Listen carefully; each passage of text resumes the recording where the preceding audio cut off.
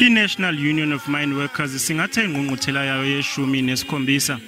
iNUM ingenye yenyunyana eyinkulu kuleli.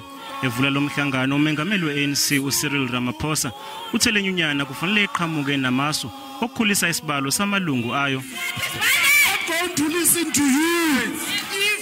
Ngemva kombango mayelana nobuqotho bamagatsha kanye nethunywa zale ngqungquthela, umengameli weANC ubese nikezwa ithuba uthe amalungu eNUM kufanele abeke le nyunyana phambili.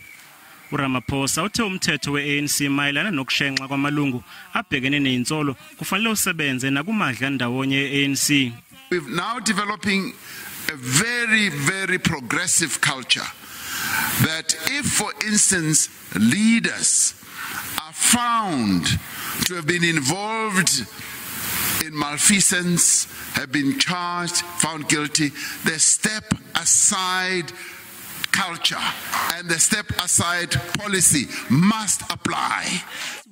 Le nyunyana yasungulwa ngo-1982 kanti izokhetha ubuholi bayo obusha kule ngqungquthela yezinsuku ezintathu. Umengameli uphinde wazwakalisa ukukhathazeka ngezinga eliphansi lentsha egomela iCovid-19 kuleli. Waqiniseka amalungu ukuthi umthetho wesimo sezenhlekelele uzophela maduze.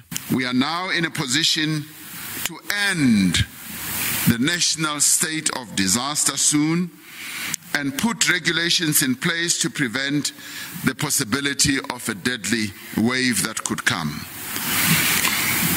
Many of our people are tired of these lockdowns.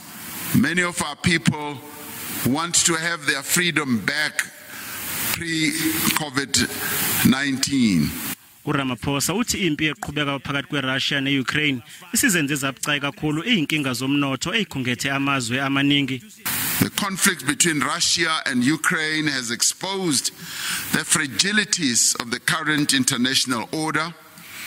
Its economic implications are being felt via shocks on global oil prices, disruptions to the global value chain, and the rising prices on key commodities such as wheat, such as edible oils and all that.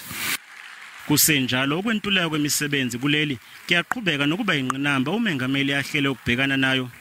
Uphinde wanxenxa lenyunyana ukuba iqhubeke nokweseka iANC ethi iqembu elibusayo libheke kuyo iNUM ukuze isize emsebenzini wokulivuselela.